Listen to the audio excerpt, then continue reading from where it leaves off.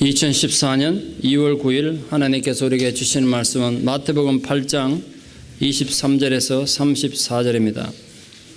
마태복음 8장 23절에서 34절. 봉독하기 전에 먼저 급한 광고를 좀 드립니다. 제6차 성경 통독 사경회가 원래는 2월 17일부터 계획되었습니다만 사정에서 하루 연기됐습니다. 2월 18일부터 22일 화요일에서 토요일 오후 5시까지입니다. 착오 없기를 부탁드립니다. 말씀 봉독에 올리겠습니다. 배에 오르심에 제자들이 따랐더니 바다에 큰 놀이 일어나 배가 물결에 덮이게 되었으되 예수께서는 주무시는지라. 그 제자들이 나와 깨우며 이르되 주여 구원하소서, 우리가 죽겠나이다. 예수께서 이르시되 어찌하여 무서워하느냐, 믿음이 작은 자들아 하시고 곧 일어나사 바람과 바다를 꾸짖으시니 아주 잔잔하게 되거늘 그 사람들이 놀랍게 여겨 이르되 이가 어떠한 사람에게 바람과 바다도 순종하는가 하더라. 또 예수께서 건너편 가다라 지방에 가심에 귀신 들린 자 둘이 무덤 사이에서 나와 예수를 만나니 그들은 몹시 사나워 아무도 그 길로 지나갈 수 없을 지경이더라. 이에 그들이 소리지를 이르되 하나님의 아들이여, 우리가 당신과 무슨 상관이 있나이까? 때가 이르기 전에 우리를 괴롭게 하려고 여기 오셨나이까 하더니 마침 멀리서 많은 돼지떼가 먹고 있는지라. 귀신들이 예수께 간과하여 이르되 만일 우리를 쫓아내시려면 돼지떼에 들여보내 주소서 하니 그들에게 가라 하시니 귀신들이 나와서 돼지에게로 들어가는지라. 온 떼가 비탈로 내리달아 바다에 들어가서 물에서 몰사하거늘 치던 자들이 달아나 시내에 들어가 이 모든 일과 귀신 들린 자의 일을 고하니 온 시내가 예수를 만나려고 나가서 보고 그 지방에서 떠나시기를 간구하더라. 아멘. 100년 만에 최악의 가뭄이라는데도 목련은 벌써 피었다 졌습니다. 그리고 마침내 축복처럼 비가 지금 내리고 있습니다. 그 빗줄기를 뚫고 화산 꽃들이 하얗게 붉게 활짝 피어난 걸 봤습니다. 목말라 지쳤던 돼지가 막 큰 소리로 찬양하는 소리 들리지 않습니까? 온 천지가 찬양하는 것 같습니다. 가뭄으로 비상사태가 선포되는 뉴스를 들으면서 생명에 대한 경외감을 다시 한번 느껴봤습니다. 그런 힘들고 어려운 상황에서도 꽃이 피더라고요. 신방을 다니다 그 꽃들을 보면서 생각했습니다. 저 꽃이 한 송이 꽃을 피우기 위해서 메마른 대지를 뚫고 얼마나 치열한 몸부림을 해야 했을까. 저 깊은 곳 어딘가에 숨어있는 수명을 찾느라 얼마나 힘든 생존의 투쟁을 해야 했을까. 이런 생각을 지난점 해봤습니다. 우리 인생도 마찬가지라 생각이 들었습니다. 아무리 힘들고 어려우고 고통스러워도 더욱 아름다운 꽃을 피울 수 있다는 희망을 여러분하고 함께 좀 나누고 싶습니다.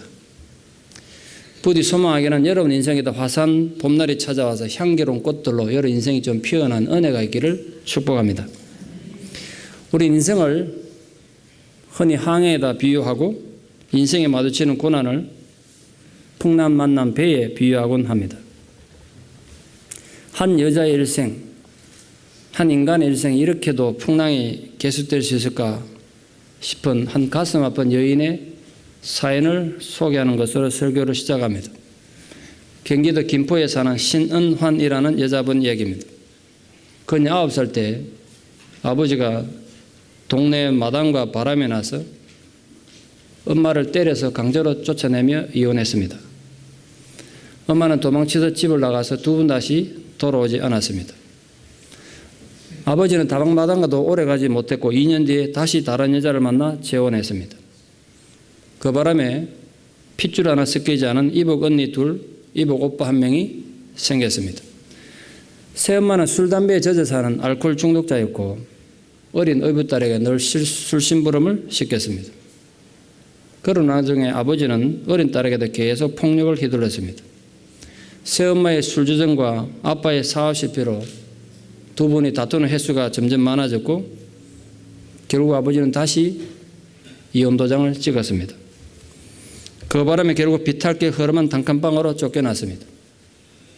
빚쟁이들에게 시달리다가 또 월세가 밀려서 결국 그 살던 집에서 쫓아도 쫓겨나서 길거리에 세간살이 쌓아놓게 됐습니다.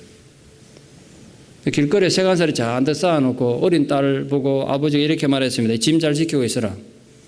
아버지 돈 구해오마. 그리고 가서는 자취를 감춰버렸습니다. 생각해 보십시오.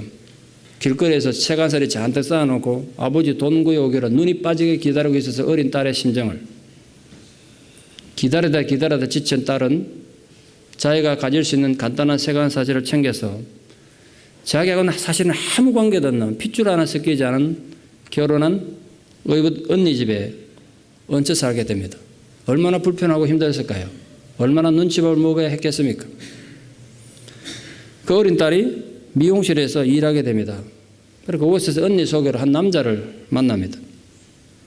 그 어린 나이지만 그 남자의 구애를 받아들이고 결혼을 하게 됩니다. 언니 집에 얹혀 사는 게 너무 힘들었기 때문에. 남편의 형편이 좋지 않아서 가진 게 아무것도 없어서 자신 앞으로 500만 원 대출받아서 어렵게 가정을 꾸렸습니다. 남편은 일을 해도 월급도 받지 못하는 백수로 지내야 되는 시간이 굉장히 많았습니다. 그래서 어린 이 아내가 만삭에 대해서 배는 불러오는데 입덧 참아가면서 그렇게 일을 해야 했습니다. 아이 낳고 얼마 뒤에 남편이 여기저기 대출받아서 동네에다 미용실을 차렸습니다. 일한다는 핑계로 집을 도르지 않습니다. 열심히 일하는 줄 알고 아내는 참고 살았습니다. 미용실 차리고 2년이 지난 어느 날 아내가 문자 메시지를 받습니다. 남편과 함께 일하는 여직원이 보낸 메시지였습니다. 그동안 자신이 남편과 사귀었고 남편 얘기가 당신과 이혼도 하고 아이도 포기할 수 있다니까 빨리 만나서 해결하자는 거야. 나 더 못 기다리니까. 당신 남편과 이혼하라는 겁니다. 배신감에 몸서리치다가 세상을 등지려고 약을 먹었습니다. 그러나 질긴 목숨이 죽지 않고 살아남았습니다. 남편은 한순간에 실수라며 아들을 봐서라도 살아달라고 매달렸습니다. 남편 내연녀의 계속된 협박에 많은 상처를 받아서 그 충격에서 쉽게 벗어날 수 없었습니다. 그러나 본인이 엄마 없이 자란 그 아픔이 너무 크지 않습니까? 엄마가 없는 빈자리가 얼마나 큰지 누구보다도 잘 알았기 때문에 자기 마음 깊은 곳에 그 상처가 가득했기 때문에 아들에게만은 그 상처를 아픔을 주고 싶지 않았습니다. 그 남편을 용서해서가 아니라 아들을 책임지기 위해 참고 살기로 했습니다. 남편은 미용실을 정리했고 다시 백수가 되었습니다. 그 뒤 남편이 다시 공장에 취직은 했습니다만 예전에 남편이 여기저기 끌어다선 아내가 알지 못하던 막대한 카드 빚이 닥쳤습니다. 대부업체에서 돈을 빌리고 신용회복위원회 채무 조정해가지고 겨우 이제 조금씩 갚아 나갈 될 정도로 상황이 힘들고 어렵게 됐습니다. 그런 중에 밉다고 이 남편이 대장암 선고를 받고 쓰러집니다. 그나마 붙잡고 있던 작은 희망마저 무참하게 무너졌습니다. 게다가 그녀 본인이 이 귀에 이명이 심해가지고 심각한 어지럼증을 일으키는 메니에르 병이라는 병이 있습니다. 어지러워서 제대로 서 있을 수 없는 구토와 어지럼증이 괴롭힌 그런 병입니다. 초등학교 1학년 아들이 엄마 배고파요 밥 좀 주세요 그 소리 듣고도 몸을 일으킬 수 없어서 고통받는 아내였습니다. 남편은 얼마 전 대장암 수술을 받고 지금 병원에 입원 중입니다. 그런 남편에 가가지고 자기도 병 걸렸다고 말할 수 없어서 지금 아내는 어린 아들 데리고 힘겹게 투쟁 중이라고 합니다. 이런 상황에 처한다면 어느 누군들 힘들지 않겠습니까? 오늘 예배 오신 성도님 여러분, 여러분들 개인적으로 힘들고 어려운 상황 있으시겠죠? 아, 그래도 이 여자는 내보다 행복하다면 그렇게 생각되십니까? 오늘 이 신은환 씨의 일생은 정말 풍랑의 연속이었습니다. 부모 잘못 만나 어릴 때부터 죽어 고생해서 남편 잘못 만나 또 이렇게 고생하고 있습니다. 앞으로 그녀가 어떻게 살까요? 또 어떻게 살아야 할까요? 오늘 본문은 바로 그 인생의 풍랑에 대한 얘기입니다. 밀려드는 군중들로부터 벗어나기 위해서 예수님께서 배를 타고 갈릴리 호수를 건너갈 것을 명령하셨습니다. 오늘 본문에 등장하는 배는 고기잡이하는 작은 배를 말합니다. 그 배에 제자들과 예수님이 전부 탔으니 아주 비좁았으리라 생각됩니다. 그런데 갑작스러운 돌풍으로 엄청난 풍랑이 일어나서 배를 지금 집어삼킬듯이 달려들고 있습니다. 그런데 문제는 지금 바다라고 사실을 본문에 표현되어 있습니다만 실제로는 바다가 아니라 갈릴리 호수입니다. 그렇다고 그 호수가 큰 호수도 아닙니다. 우리 가까이 있는 레이크타워에 딱 절반 되는 그런 호수밖에 안 됩니다. 그런데 어떻게 호수에 풍랑이 일고 배가 침몰될 정도의 파도가 치는지 솔직히 이해가 되십니까? 우리가 일반적으로 물결이 잔잔한 것을 호수같이 잔잔하다 이렇게 표현하지 않습니까? 그런데 어떻게 호수에 배가 침몰당할 정도의 파도가 치고 풍랑이 일까요? 이 갈릴리 호수는 해수면보다 바다 높이보다 276m는 아래에 있습니다. 레이크타워는 산 위에 호수가 있습니다만 갈릴리 호수는 땅 276m 저 아래에 있습니다.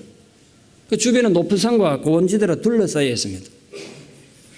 그런데 해수면이 이 수면에 호수 수면 온도가 갑자기 올라가면 동쪽에 사막에서 또 서쪽의 지중해에서 강한 기류 바람이 흘러와서 호수 쪽으로 불러와가지고 그 주변에 둘러싸여 있는 산들에 부딪혀서 호수로 내려 꽂힙니다. 278m 내려 꽂히면 그때 거대한 태풍이 일어나는 겁니다. 파도도 치고 풍랑이 일어납니다. 과연 실제로 그런가? 그리고 도대체 풍랑이 일어나면 얼마나 세게 불게 배가 침몰될 정도인가? 또 이걸 알아보겠다고 W.M. 톰슨이라는 신학자가 갈릴리 호숫가에서 야영을 한 적이 있습니다. 그걸 기록에 남겨놨습니다. 3일째 되는 날 갑자기 돌풍이 불어서 튼튼하게 박아도 못들이 다 뽑히고 텐트가 흔적도 없이 날아갈 정도로 바람이 불었습니다. 호수에는 거대한 파도가 치며 광란의 현장이 일어나는 걸 기록하고 목격하고 기록에 남겼습니다. 갈릴리 호수의 특징은 광풍이 아주 거세고 예고 없이 갑자기 불어닥친다는 것이었습니다. 갈릴리 호수에서는 종종 있는 일입니다. 어부들에게는 사실 별로 놀랄 일이 아닙니다. 그러나 그날은 연하 때가 좀 달랐던 것 같습니다. 대부분이 어부 출신인 제자들도 꼼짝할 수 없는 광풍이었습니다. 아마 제자들은 최선을 다해서 그 배를 건지려고 노력했겠지만 가망이 없어 보였습니다. 배 안으로 거세게 물결에 들어차고 배는 금방이라도 침몰할 것 같았습니다. 적어도 성경에 기록된 바에 의하면 예수님 12제자 중에 7명은 어부 출신입니다. 그들은 누구보다 배에 대해 잘 아는 자들입니다. 풍랑에 대해서도 경험이 많은 사람들입니다. 그러나 그들 입장에서도 이건 보통 풍랑이 아니고 상황이 너무 심각했습니다. 그래서 어부들인 그들이 우리 다 죽었구나. 이 정도 풍랑이면 우리 다 죽는구나. 그들 경험에 비추어서 이거는 죽는 수밖에 방법이 없다. 공포에 휩싸이기 시작했습니다. 그런데 문제는 그런 상황에서 예수님 뭘 하고 계셨습니까? 주무시고 계셨습니다. 믿어지십니까? 지금 대형 유아람선도 아니고 작은 어선입니다. 근데 그 광풍에 떠밀려서 침몰 직전에 배가 얼마나 심하게 흔들렸겠습니까? 근데 도대체 그런 상황에서 어떻게 잠을 잘 수 있을까요? 여러분 청룡열차 타본 적 있습니까? 전 그런 거 별로 타는 거 안 좋아하는데 아들 잘 둔 덕분에 한번 타봤습니다. 그도 목사 체면에 폼 잡고 타려고 했는데 저절로 비명이 나오더라고요. 저절로. 나도 말에 소리가 막 지르더라고요. 그 청룡차 타고 내리니까 아들이 제보고 그랬습니다. 아빠는 비명을 지르는데 은사가 있는 것 같다고. 비명을 아주 멋있게 지른다고. 근데 만약 그런 청룡차 타고도 제가 졸고 있었다면 아들이 심장마비 걸리지 않겠습니까? 지금 예수님 그런 상황에서 제자들이 깨울 때까지 세상 모르고 주무시고 계셨다는 거예요.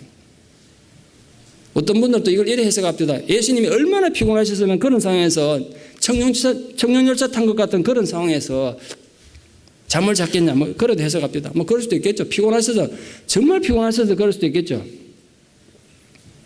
여러분 본문의 얘기는 초점이 거기 있는 거 아니지 않습니까? 한원소수의 제자들은 잠들어 계시는 주님을 깨우며 원망합니다. 지금 자기들은 죽느냐 사느냐 하는 위기를 맞아서 젖 먹는 님까지 다 동원해서 안간힘 쓰고 있는데 주님은 지금 코를 골고 주무시고 계시가 되겠냐 이거죠 지금. 입장을 바꿔놓고 보면 제자들 입장에서는 자기들은 지금 물에 빠져 죽게 생겼는데 편안히 주무시는 주님이 굉장히 얄미웠을 것 같아요. 야속하지 않았겠습니까? 그래서 지금 지푸라기 잡는 심정으로 주무시는 주님 깨워서 외칩니다. 주님 일어나십시오. 우리 다 죽게 생겼는데 자갖고 되겠습니까? 빨리 일어나십시오. 제발 좀 우리 살려주십시오. 생각해보면 참 코미디도 이런 코미디가 없는 상황입니다.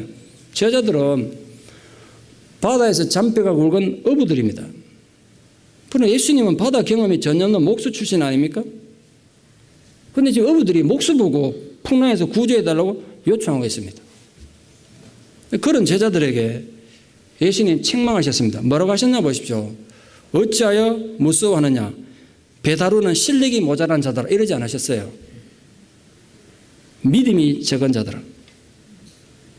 이 지금 제자들의 공포의 원인은 배 다루는 기술이 부족해서도 아니고 배가 풍랑에 비해서 너무 작아서도 아니었어요. 믿음의 문제였습니다. 믿음의 문제.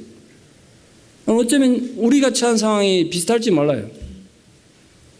만약 여러분 지금 상황이 막 힘들고 어려운 풍랑을 겪고 있다면 문제는 환경이 아니라 내 믿음의 문제예요. 시험에 들었습니까? 낙심이 됩니까? 화가 납니까? 내 믿음의 문제입니다. 예수님이 만약 여러분 찾아오시면 네 어째서 화를 내고 있냐? 어째서 네가 절망하고 있느냐? 이 믿음이 없는 자야. 이렇게 말씀할지 모른단 말이에요. 예수님은 지금 이 제자들이 겪는 모든 풍랑을 믿음의 문제로 보셨어요. 영화나 드라마에 보면 주인공이 반드시 죽을 위기에 처하지 않습니까? 그래야 손이 땀이 나도록 긴장을 갖고 보죠, 사람들이. 그러나 우리에게는 하나의 보편적인 믿음이 있습니다. 주인공은 절대로 죽지 않는다는 것. 주인공 죽으면 영화 끝나는데요. 어떻게 해서든지 주인공은 죽음 위기에서 벗어나서 멋있게 인생 역전에 성공할 거라고 믿습니다. 믿으면서도 우리 두려움을 갖고 보는 거죠. 마찬가지로 주님이 배에 타고 있는 이상 이 배는 절대로 파손하지 않습니다. 아무리 물길이 높이 덮쳐도 배는 가라지 않습니다. 자기들도 죽지 않을 겁니다. 제자들에겐 바로 그 믿음이 없었던 것입니다. 명목상으로는 제자들은 주님을 끝까지 따르겠다고 결단한 자들이 있는지 모르겠습니다만 거센 그 풍랑 앞에서는 전혀 믿음이 작동하지 않았던 것입니다. 완전히 불신앙적인 모습을 보이고 말았습니다. 그들 스스로도 자신들의 믿음의 수준을 그때서 알게 된 겁니다. 평소에는 모릅니다. 우리도 몰라요. 내 믿음이 어떤지 내가 모른다고요. 스스로 자신이 대단한 신앙을 가진 것처럼 우리 착각하며 살기가 참 쉽습니다. 우리 누구나. 그러나 인생에 거친 풍랑이 딱 닥쳐서 한번 인생이 휘청되면 본색이 다 드러나는 겁니다. 다 드러나. 그에 비해서 전혀 흔들림 없는 예수님의 평안을 보십시오. 예수님은 어찌 그 심각한 풍랑 가운데서 평안을 유지하며 주무실 수 있었을까요? 여러분 알다시피 사람 불안하면 잠부터 못 자잖아요. 불안해 보세요. 밥도 못 먹고 잠 못 잡니다. 그런데 예수님은 편안하게 주무셨어요. 어떠한 죽음의 공포도 예수님의 평안을 흔들 수 없다는 사실을 오늘 본문이 강조하고 있습니다. 그건 예수님 문제고 우리와는 다르다. 우리 그렇게 생각하는데 오늘 이 본문이 기록돼서 성경이 된 이유는 바로 그런 모습을 우리에게서도 보고 싶어 한다면 하나님이. 나는 너희들에게서도 내가 누렸던 평안을 보고 싶다는 거예요. 그게 믿음의 가치라는 겁니다. 믿음은 죽어서 천당하는 티켓만을 가지는 게 아니라는 거예요. 인생의 숱한 실패와 좌절과 절망과 고통의 풍랑에서도 평안을 누릴 수 있는 파워라는 거예요. 파워. 권세고 능력이고 특권입니다. 그러나 제자들에겐 그 믿음이 없었기 때문에 두려움을 겪고 있었고 예수님이 나무라신 겁니다.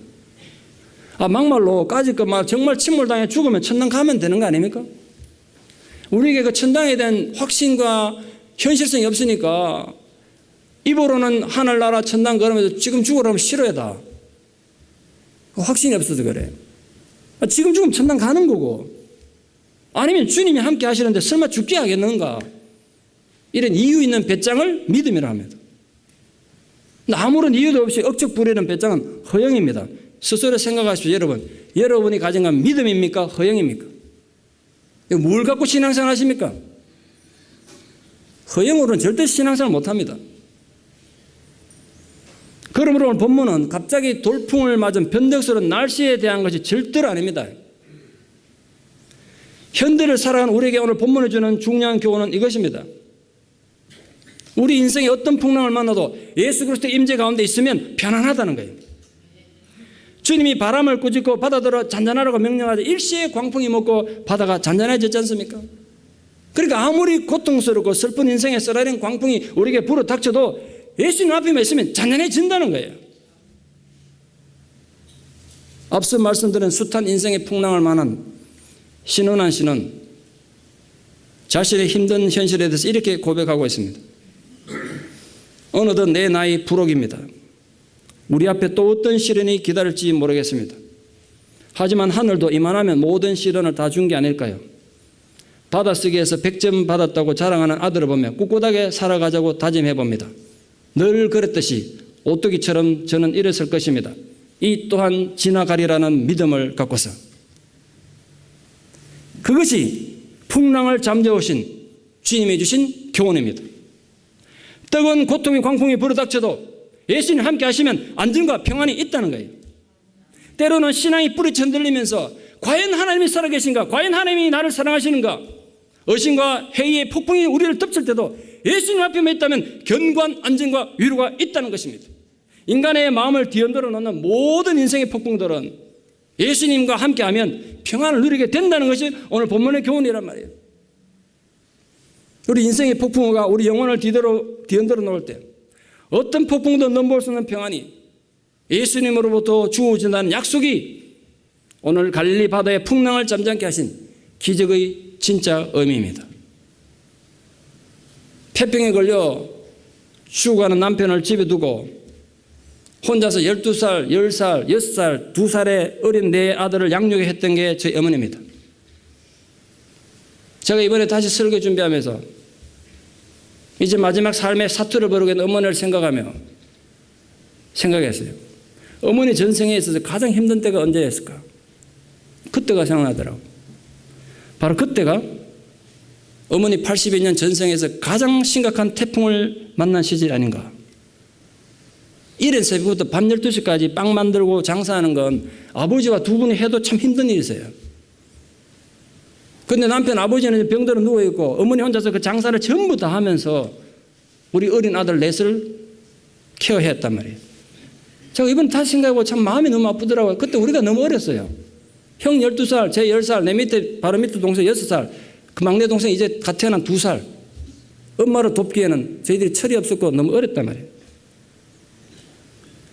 옛날 요강 있지 않습니까? 전 지금도 너무너무 기억해요. 아버지가 한 번씩 각혈을 하면 이제 폐병 말기가 되니까 피를 쏟아내는데 폐가 파열돼서 피가 나니까 한 요강씩 쏟아냈어요. 그리고 매일 수십 알에 한 번에 약을 먹는데 수십 알씩 약을 먹어야 했던 아버지. 지금은 약이 좋아서 한 알, 두 알 먹으면 될지 모르겠으면 예전에는 한 번 먹을 때 40알, 50알씩 먹어야 했습니다. 그 약 먹기 싫어가지고 너무 고통스러워 눈물을 흘리던 아버지. 집에 형편이고 돈이 있으면 약도 박스처럼 사다 놓으면 될 텐데 그 약을 매일 제가 사다 날랐습니다. 어머니가 하루 장사해가지고 돈 주고 가면 병원 약국에 아버지 내일 먹을 아버지 약을 사러 가는 겁니다. 그럼 큰 통에다가 약사가 약을 쫙 쏟아놓고 헤아려가지고 저한테 팔았습니다. 그래서 아버지 갖다 드리면 그걸 먹는 겁니다. 하루는 어머님이 저녁에 오시더니 당신 죽기 전에 성경을 한번 읽고 죽으라고 그날 하루 종일 판 돈 가지고 성경책 사왔다고 성경을 아버지에게 전해주시더라. 그 때문에 아버지 신앙생활 제대로 안 할 테니까 죽기 전에 이거라도 한번 읽고 죽으라고 그걸 갖다 주셨어요. 제가 다시 지금 이렇게 유추해보니까 어머니 정말 강한 분이셨습니다. 그 어려운 상황 속에서 한 번도 어머니에 대해서 신세한탄을 하거나 원망하는 모습, 약한 모습을 한 번도 보여준 적이 없으세요. 지금 생각해 보니까 제가 어려서 기억을 못한지 모르겠습니다만 지금부터 한 45년, 한 50년 전의 폐병은 굉장히 위험한 병입니다. 이게 전염된다고 알려져가지고 우리 집에는 아무도 오지 않았습니다. 심지어 교회 목사님도 전도사님도 아무도 오지 않았습니다. 누구도 와서 한번 기도해 준 사람 없고 예배 드려준 사람 없습니다. 그러나 저는 기억합니다. 죽어가는 아버지 머리맡에서 피곤한 몸을 이끌고 와서 날마다 머리 안수하며 기도하는 어머니 기도를 저는 분명히 봤습니다. 물론 궁극적으로 하나님의 은혜고 능력이겠습니다만 저는 어머니의 그 간절한 기도가 그 믿음이 아버지를 살리신 것다고 믿습니다. 저는 지금도 기도하면 병이 낫는 거 저는 믿어요. 내 눈앞에서 한 바가지 피를 흘리며 죽어가던 아버지가 조금씩 피가 그 다음에 한 사발 되고 그 다음에 한 컵 되고 줄은 게 아니라 어느 날 갑자기 피가 딱 끊어졌어요. 어제까지만 해도 한 사발씩 쏟아낸 피를 어느 날 갑자기 안 쏟아내니까 이상해서 병원 가보니까 흔적 없이 사라져 폐병이. 폐에 구멍이 뚱뚱뚱 뚫려 있을 때 지난번까지만 해도 엑스레이 찍으니까 두 번째 보니까 아무런 흔적이 없었어요. 그때 그 어머니가 너무 기쁘고 감사해서 50년 전에 병원비 가져갔던 그 병원비 가지고 바나나 사오셨던 기억해요. 옛날 바나나 굉장히 귀한 거 아니었습니까? 어머니 너무 감사해가지고 고생한 우리들에게 기쁨을 나누고 싶어서 바나나를 한 국 사오셨어요. 아버지가 죽으면서 되살아났던. 어머니는 인생의 가장 심각한 풍랑 가운데서도 예수님을 강하게 붙잡고 계셨던 것입니다. 그 믿음의 결과로 아버지는 지금 건강하게 잘 사시는데 어머님이 지금 사투를 벌이고 계십니다. 눈을 감으시면 천국 가시겠죠. 부활의 소망은 있지만 세상에서 어머니를 다시 못 본다 생각하면 마음은 아픕니다만, 그런 어머니도 부활의 소망이 있고 저도 부활의 소망이 있으니까 찬양하며 어머니 마지막을 지켜보려고 합니다. 오늘 본문에서 예수님은 풍랑이 일어 배가 침몰하기 직전이라도 누릴 수 있는 평안이 있다는 걸 우리에게 보여주셨습니다. 어떻게 그런 상황에서 평안이 가능하겠습니까? 이유는 그 평안이 이 땅에 속한 것이 아니기 때문입니다. 하늘에 속한 평안이기 때문에 가능한 겁니다. 예수님 분명히 우리에게 말씀하셨어요. 내가 너에게 평안을 주노라. 그런데 이 평안은, 내가 주는 평안은 세상이 줄 수도 없고 이해할 수도 없는 평안이라고 말씀하셨습니다. 사랑하는 성도님들 중에 지금 인생의 폭풍 한가운데 있는 분들이 계십니까? 지금 현재 여러분 인생이 정말 잔잔한 호수에 태풍이 닫힌 같은 그런 어려움 가운데 있는 분들 계십니까? 호수는 절대로 태풍이 불면 안 되는 거 아닙니까? 내 인생에 절대로 이런 어려움이 있으면 안 되는데 왜 내 인생에 이런 고통과 어려움이 닥치는지 이해할 수 없는 호수의 태풍인 것 같은 그런 분들이 있습니까? 내 인생은 왜 이렇게 고난의 연속인가? 생각하면 생각할수록 억울하고 답답하고 눈물 나는 분들 계십니까? 부탁하고 소망합니다. 여러분 안에 잠자고 있는 주님을 깨우십시오. 여러분 안에 있는 하나님의 약속을 깨우십시오. 주님이 여러분의 폭풍 앞에 나서게 하십시오. 그리고 주님이 여러분에서 외치게 하십시오. 그렇게 함으로써 여러분의 인생을 뿌리째 뒤흔드는 모든 인생의 광풍을 잠잠하게 하고 거센 풍랑 가운데서 평안을 누리는 놀라운 영적인 승리자가 다 되시기를 진심으로 축원합니다. 이 약속을 가지고 돌아가는 겁니다. 풍랑을 잔잔케 하시고 제자들과 주변의 모든 사람들이 놀라는 가운데 배가 도착한 곳이 가다라 지방입니다. 그곳에서 무덤에 살고 있던 귀신 들린 두 사람을 만나게 됩니다.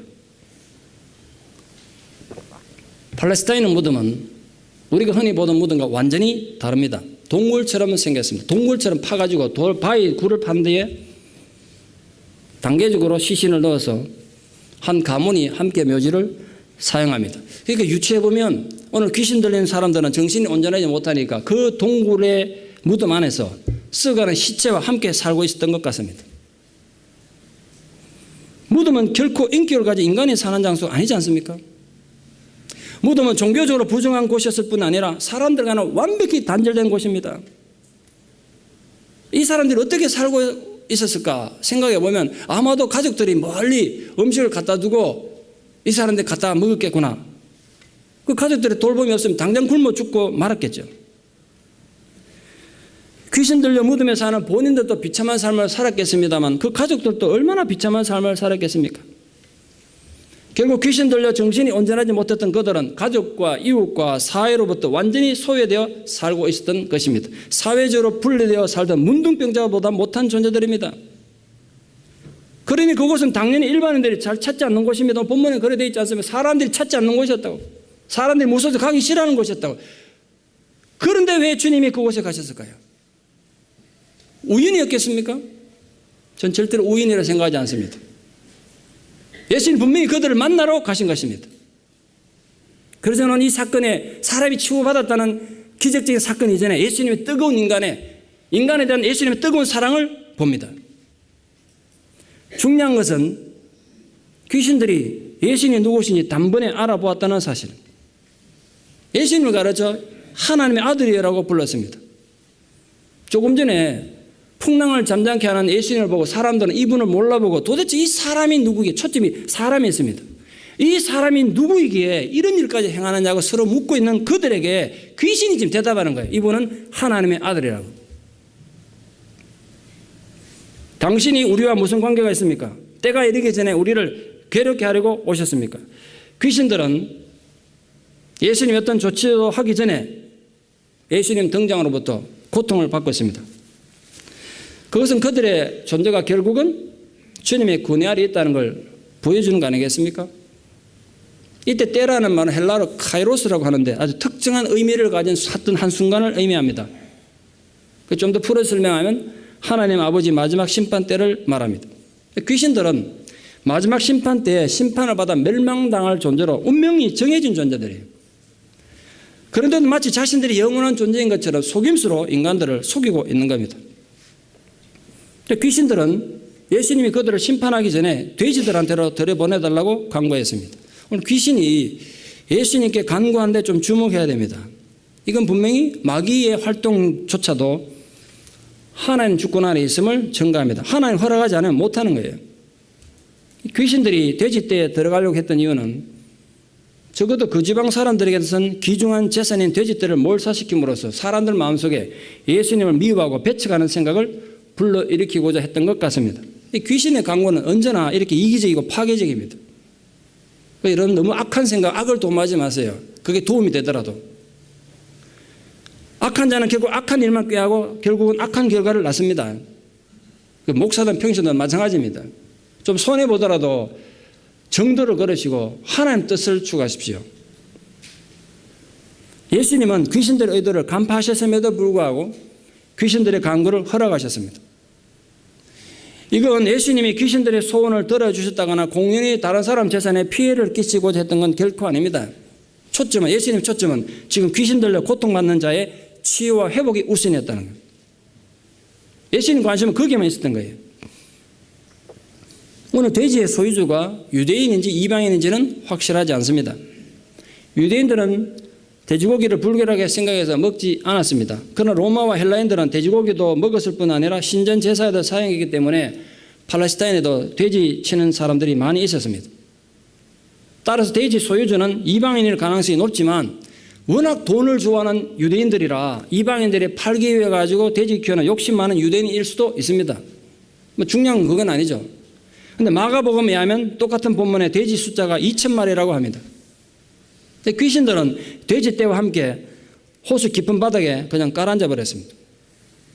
요즘 큰 목소리 내는 동물 애호가들 입장에서는 예수님 보고 욕할지 모르겠습니다. 돼지 2,000마리를 한 몽에 죽이냐고 항의할지도 모르겠습니다. 자기들 앉아가지고 베이컨 먹고 삼겹살 구워 먹으면서. 귀신들요, 무덤 속에서 문둥병자보다 못한 삶을 살던 불쌍한 영혼들이 치유되고 회복되었다는 증거를 이보다 더 분명하게 세상에 드러낼 수 있는 방법이 어디 있겠습니까? 모든 사람들이 두려워하고 가까이 하기 꺼리던 두 사람이 확실히 치유되었다는 것을 돼지떼가 몰살한 이 사건을 통해서 소문 안 내고 싶어도 소문이 저절로 다 나게 하셨습니다. 예수님 초점은 거기 있는 겁니다. 우리가 어떻게 두 사람의 영혼의 값과 2,000마리 돼지 값을 단순 비교할 수 있겠습니까? 2,000마리 돼지 값 엄청날 겁니다 아마. 근데 그걸 단순 비교할 수 없는 거예요. 예수님 산술은 다르니까. 왜? 한 영혼이 천하보다 귀하기 때문에. 그 많은 돼지들이 낭떠러지 몰래가 몰사했으니 돼지 치는 사람들이 얼마나 놀랐겠습니까? 그래서 시내 달려가가지고 온 동네 사람들에게 자초지종 얘기했다고 그랬습니다. 두 가지 얘기했다고 분명히 되어 있습니다. 돼지가 죽은 사실뿐만 아니라 귀신 들린 사람들이 온전해진 것도 얘기했다고 되어 있습니다. 그 사람들이 몰래 나왔겠죠. 오늘 두 번째 사건의 비극적 결론은 이 소식을 들은 사람들의 반응에 있습니다. 오늘 동네 주민들은 예수님께 나왔던 이유가 뭐냐면 귀신을 쫓아내는 능력을 지니신 하나님의 아들 예수께 경배하기 위해서 나온 게 아니라 예수님으로 하여금 자기들 마을을 떠나달라고 요구하기 위해서 왔습니다. 여기서 우리 인간들의 아주 이기심의 최악의 상황을 봅니다. 그들은 귀신 들려 고통받는 두 사람이 치유되어서 온전함을 이성을 가졌던 회복되었던 이런 데는 아무 관심이 없었습니다. 그 얘기 분명히 들었는데 귀신 들려서 무덤에 살던 사람들이 지금 온전해졌습니다. 얘기 들었습니다. 그건 아무 관심도 없었고 그들의 관심은 오직 돼지뿐이었습니다. 가드라 지방 사람들은 악한 영의 세력에서 인간을 해방시키신 예수님 사건에는 아무 관심이 없었던 겁니다. 이런 실수는 우리도 저지르기 쉽습니다. 예수 믿으면서 우리 이런 실수 저질러요. 나의 이익이 손해보지 않기 위해서 다른 사람들 영혼이 죽든지 살든지 아무 관심이 없습니다. 우리 그래 예수 믿기 참 쉽습니다. 나만 잘 되면 되지 뭐. 하나님 믿으면서도 우리가 자칫 아주 이기적으로 될 수 있습니다. 이기적으로 나의 욕심만 챙기면 이익이 될 것 같은데 결국은 더욱 손해보기 마련입니다. 오늘 가다라 지방의 사람들 보십시오. 그들이 조금의 상식 있고 생각하는 능력이 있는 사람들이었다면 무덤에서 시체들과 함께 살던 자들이 온전한 이성을 가지게 됐는데 그걸 관심을 둬야 되지 않겠습니까? 어떻게 이런 놀라운 일이 벌어졌는가? 그리고 이런 기적적인 사건을 일으킨 분은 도대체 누구인가? 알아봐야 되지 않겠습니까? 그러나 그들은 그런 영적인 하나님이라는 전혀 관심이 없었습니다. 그들 걱정은 하나예요. 예수님 계속 계시면 또 다른 돼지들이 또 죽을지 모른다. 그것만 걱정한 거예요. 그 결과 그들은 자기들 전생에서 구세주 메시아를 만날 수 있는 전로의 기회를 그렇게 험하게 날려버린 것입니다. 그들을 찾아온 주님을 스스로 배척하고 말았습니다.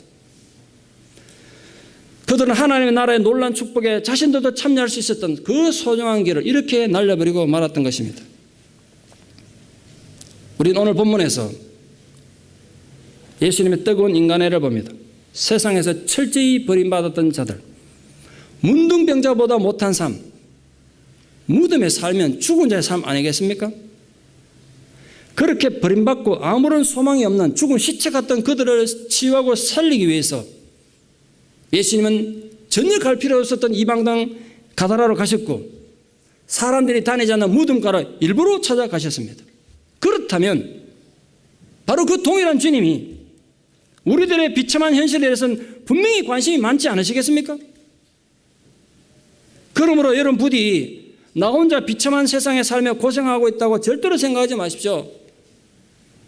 여러분의 삶이 무덤 속에서 시체와 함께 사는 것 같이 비참하고 답답하다고 생각돼도 주님의 모든 관심은 여러분께 있음을 믿습니다.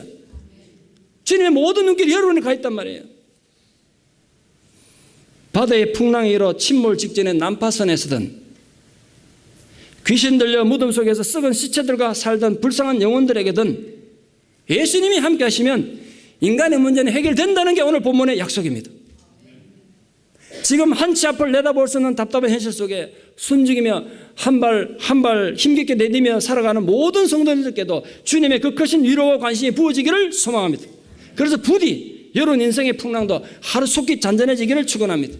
누구에게도 관심받지 못하고 잊혀진 인생들이 화산 봄날의 꽃들로 피어나는 감격이 여러분에게도 있기를 진심으로 축원합니다. 기도드리겠습니다.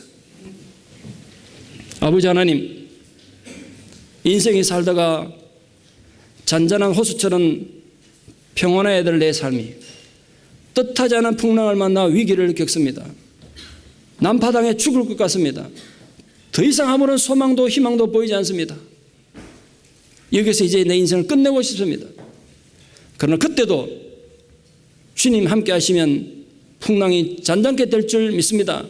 오늘 주님께서 너 믿음이 약하다고 말씀하셨는데 우리에게 담대한 믿음을 허락하여 주시옵소서. 어떤 인생의 폭풍과 닥쳐도 주님과 함께하면 그 폭풍을 이겨낼 수 있다는 그 사실을 믿고 당당히 나아갈 수 있는 거룩한 백성들이 되게 하여 주시옵소서.